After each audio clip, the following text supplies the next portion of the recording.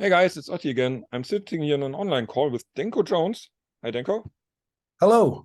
It was a rather instant meeting we made because I do an interview with you for Yeah magazine. And now we said, okay, do an interview for Yeah and for my YouTube channel. So first of all, how are you and what did you do today? What did I do today? Yeah. I'm doing okay. I'm in Budapest, Hungary, waiting to play a show here in a couple of days. We just played in Brussels at Grass Pop. And so Cool. some of the guys flew home, and me and Rich are here waiting for the next show. So we're in this hotel room. Today, I walked around. I got a cable so I can plug my guitar into my computer. That was a big deal. So I can lay down this solo for this thing we're working on. And I plan on actually laying down some vocals later on. And other than that, I'm gonna go out for pizza and pasta with Rich for dinner. Oh, that sounds good. Yeah. So after this interview, you can go eat, have some pizza. That's cool. Good. Yeah. We're meeting in about an hour and a half. That's great. Let's assume that some people that watch the stream even don't know about Danko Jones. So maybe you can introduce your band. What's the core idea you had 25, 26, 27 years ago to start this? I mean, that's a long time ago, but I remember it because I get asked it a lot. So Sure. keep my memory sharp about it. But back then in 96, we just wanted to be part of back then there was a vibrant garage punk, garage rock scene. In the mid to late 90s, this thing was, it was pretty out there, and there's lots of labels, lots of bands touring. And so we wanted to be part of it. And I don't know, didn't really get accepted. People didn't understand what we were doing, I think. And then we transitioned from like a garage punk band, and there's all kinds of, there's an aesthetic that goes along with that we weren't really jiving with at the end of it. We wanted to get, we just went transitioned more into a hard rock band, which is what we've remained since then. And I think that's really a better place. But our roots are in like garage punk. Like some of our early songs are definitely garage punk, garage rock type songs. And now, they've got solos and bridges and group gang vocals and everything that's not a garage punk band. So there's no way I call ourselves a garage punk band. But that's where we started in 96. So, but your sound has developed, but not, but never was totally different. So you have your style, you have found your style and went your way. So, how did your view on rock music change in all those years?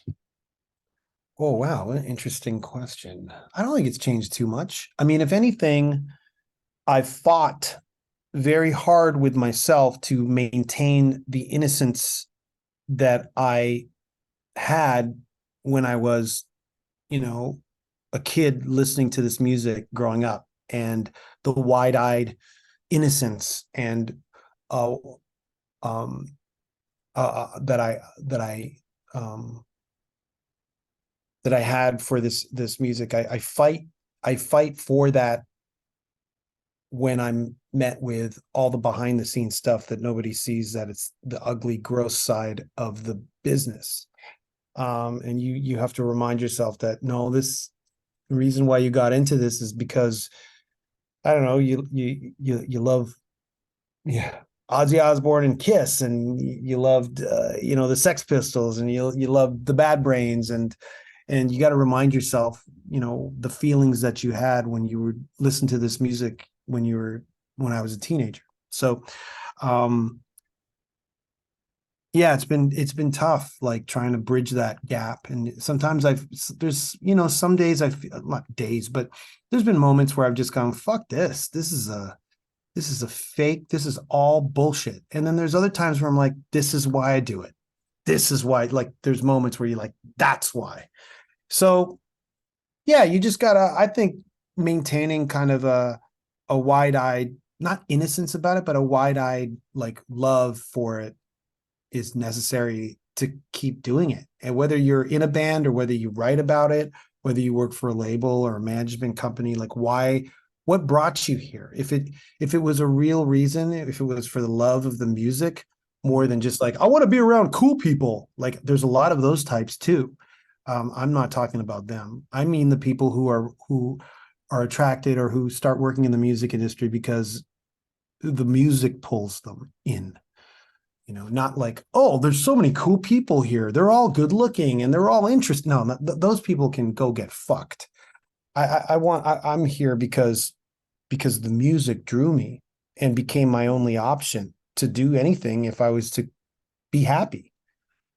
I see what you mean. That's why I do all the writing stuff. I was never a good musician, but I love music, and it's a passion. So as long as you have this passion, you can go on and rock on your way. I think this is, if you lose the passion for this, you can stop, I would say. That's the thing. It's like some of the things that you stay in this business long enough, you end up peering behind the curtain, and it can make you lose that passion because you're just like, this is gross, or this is fake, or this is dirty, or this is not real. That'll make you lose your passion. So you just I always gotta remember why I liked it. And sometimes it's as simple as like finding out someone you looked up to isn't what you thought they were. And those are huge. Those are big things too. Like you're just like, fuck.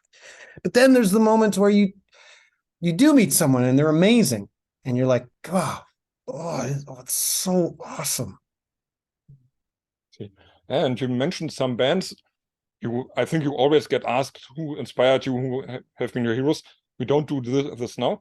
But as I was preparing for this interview, I've seen an interview with you in German TV where you had a Van Halen shirt. So is this or was Eddie one of your heroes as well? Yeah, well, yeah. I mean, Eddie Van Halen was one of the reasons why me and 1 million or 10 million other kids picked up a guitar. When I was 11 years old and I heard Van Halen 1 or 1984, I was like, what the hell? Like, that's amazing. Like, of course, you pick it up and you're like, oh, I don't know. I can never do that. But it still inspires you to pick up the guitar in the first place, So what did you think when you heard about his death 3 years ago? Oh, it was a punch to the gut. We were working on Power Trio in the studio, and that's where we got the news. It was crazy. We were in the studio, we were tracking, and we heard that Eddie Van Halen died. It was brutal. Yeah, I see. It's many of our heroes, would say, are dying now. The first row of who brought us into the music, I think. Many of the old. I mean, that's been noted for the last, I think, 5 years, where lots of people died, like David Bowie and Lemmy and these types of people who not only inspired, but like were the reason that kept people going. And it's life, that's eventually it's going to hit that. Rock and roll is beyond middle age now. This is the time. Is your music something you use to deal with losses, like dying people, like dying heroes? No, it was musical. I used music to cope with life. I mean, it sounds dramatic. It's not really. I think everyone does that. You put on a good album to escape. There's a song that you maybe play on repeat 10 times over because it helps you feel good, or it's as sad as you are at that moment, or you're so angry in your life, like I was, and sometimes I still am, but growing up, angry, and I didn't know where it was coming from. But listening to like heavy metal and listening to Tom Araya, and you're like, wow, I can actually relax now because this guy sounds angrier than me. So for some like me, heavy metal was comforting. Yeah. I think metal and rock people are the most relaxed people in normal life. But I think it also like it draws like wayward people and outsiders, because the music is so angry. It's sometimes comforting because a lot of people's environments are filled with anger. And it's comforting and sometimes relaxing to hear someone angrier than you or someone as angry as you. I see. So let's come to your new album. It's coming in September, so it's still 3 months. We have June, yeah, about 3 months, I think. I had a short listen to the tracks to prepare, but not that much. No. But I think it's faster. It's more power even than most of your former records, is it? I don't know. Like the last few albums we've done since Fire Music, I think are the most powerful records we've put out. So since 2015, there's been Fire Music, Wildcat, Rock Supreme, Power Trio, and now Electric Sounds. I think they're all part of a series in our discography because we have 14 albums of original material. We have 11 studio albums, but we also have 3 albums of compilations from singles and EPs and B-sides and stuff. But lined up all together, it makes up for 14 albums. 14 albums of original material. So there are different areas and different things and different whatever in our discography, but I think since 2015 we've been on this upward trajectory where things are getting harder. Okay. And I think, I mean, Power Trio is pretty heavy. I thought Power Trio, our last album, was pretty heavy. That's the name of the album. But yeah, I mean, I'm not arguing you about that. Electric Sounds definitely does sound pretty heavy to me, like especially the title track, the first track, the last track. Yeah, there's lots of like songs that announce themselves as heavy, like Guess Who's Back. It sound like, Electric Sound starts off with the line, gonna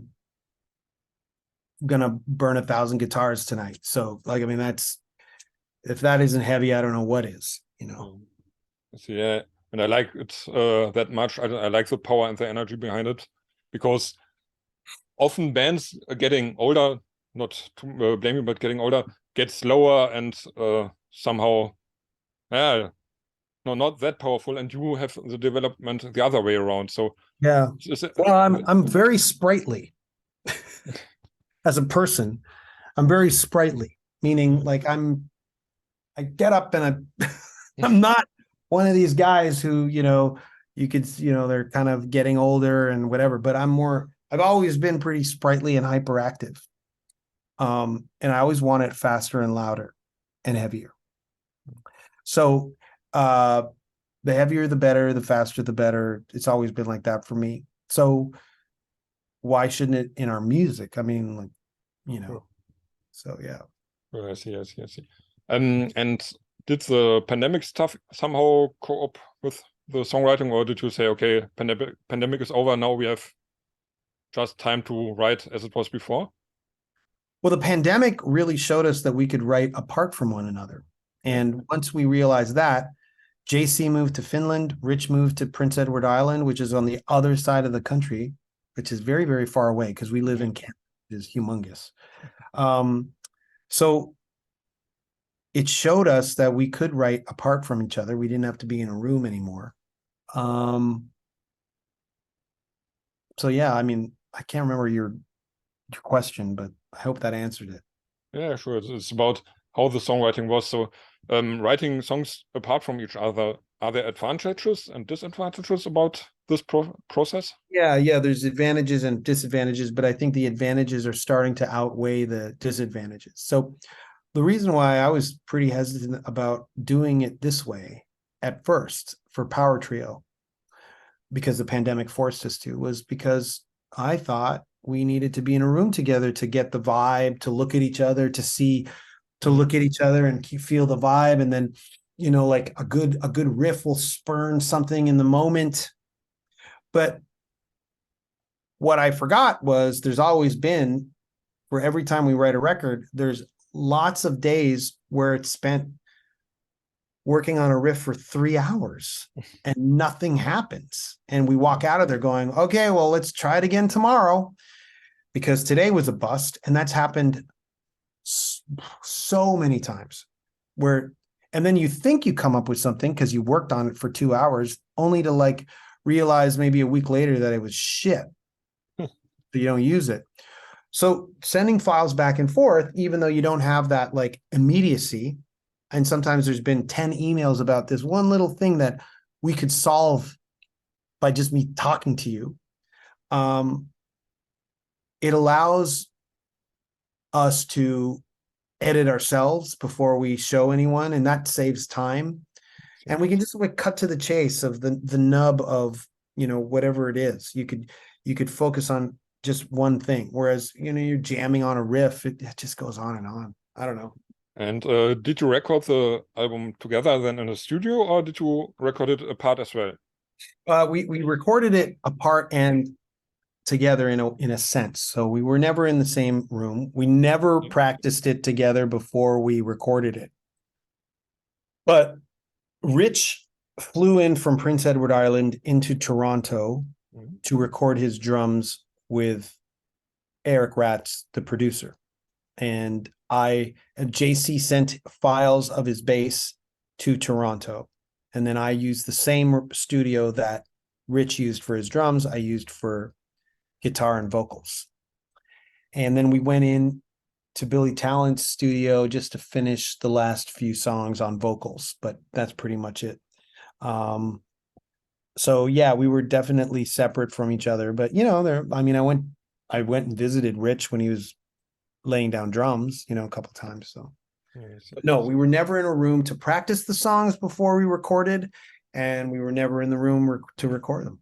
So but for live sessions or for live shows like now on the festivals, you practice together, or how do you do it? yeah, we practice together. Yeah.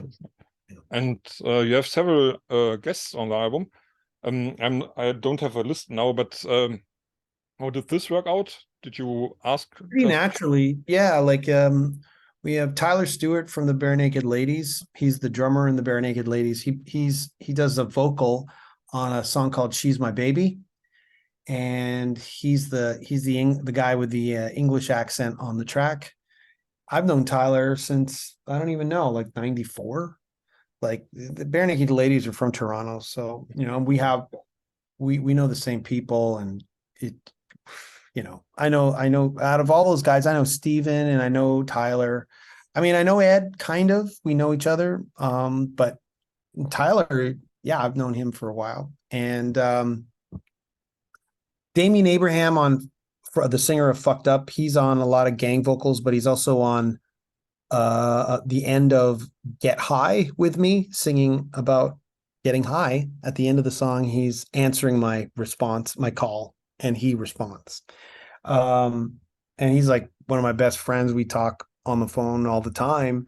And so we needed gang vocals for some of the songs. And so I said, can you come down to the studio and just do some gang vocals for some of these songs? So he said yes. And then we ended up throwing him on like 3 other tracks on his own. So he's on Stiff Competition doing backup choruses, and he's on Shake Your City and Good Time doing gang vocals. And then he's featured on Get High. And then Daniel DK, who's the guitar player in Exciter, Eric Ratz, our producer, asked Daniel to come down to do gang vocals. He goes, hey, and I know Daniel. Yeah, Daniel's been over at my place. And he goes, yeah, Daniel's bringing over an amp that I lent him like a couple of years ago. He's bringing it over. So I was like, oh, and we'll get him to do gang vocals. Like, oh, okay, cool. So Daniel comes over and he comes down to the studio and he turns to me and he goes, I'm playing a solo on your album. I go, oh, okay, but all the guitars are done. We're on to vocals now. We're doing gang vocals today. Okay, let me see. So I went through all the songs and I'm like, wow, this is really, all the guitar solos are done. But there's an empty space on the title track, Electric Sounds, at the end, when it's ending, the song's ending, and everything's like kind of like lay a guitar solo there and add to the chaos of the ending of the song. And so that's what he does and now I can't hear the song without his guitar solo. It's awesome. He just laid it down like incredible. Okay, and in your words, to bring it to a point, what's the coolest aspect of the new record? The coolest aspect of the new record? Well, I think it's pretty cool that we've been around for 27 years. We've put out 11 studio albums, and this, like you said, is probably the hardest record we've put out. Usually it goes the other way around. So I kind of am proud of the fact that we still got the edge and we're still pushing back. Because I don't, none of the anger that I had when we started this band has ever dissipated. Maybe that's because I'm wound this way, but and the thirst and hunger to get on stage and to perform these songs and to scream my balls off has never dissipated. And you're doing now at the at Grass Pop and in Hungary at festivals. One question about this: the new songs you mentioned, you have the guests, you have even a solo and stuff. So how do you transfer this onto the stage, or these guest appearances? Well, I mean, in terms of gang vocals, Yeah, sure. Like Rich and JC, they'll sing it live. In terms of the solo for Electric Sounds, I was already on the song with my guitar playing the outro, and that's how it was gonna be. Daniel just added it after the fact, after guitars were done. So I'm just gonna play it the way we recorded it originally before he came down. Now, if he happens to be in the same city and he can come down to the venue, then he'll join us, obviously. Yeah. And then of course Tyler doing his thing. I don't know how we're gonna do that, but I'm not sure. But we'll see. That's not being talked about as a single. That's my favorite song on the record, though. So we'll see. We'll see. Okay. I hope I will see it as well someday when I see you live again. So let's come to an end now. But one question, you mentioned how you like being on stage, being on concerts, and I think you have a cool connection to your fans. So has there been any really, really cool situation where your fans surprised you? Like live? On stage or besides the stage, on tour?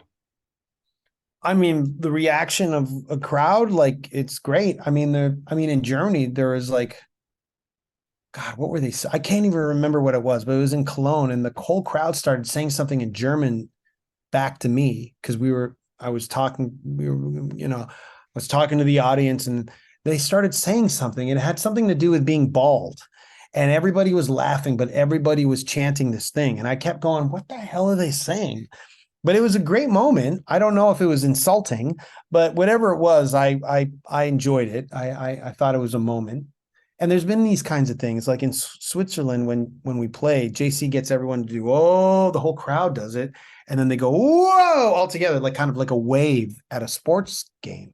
I always thought that was amazing, but that's something that happens only in Switzerland. I think it's a Swiss thing. So there's these like moments like that.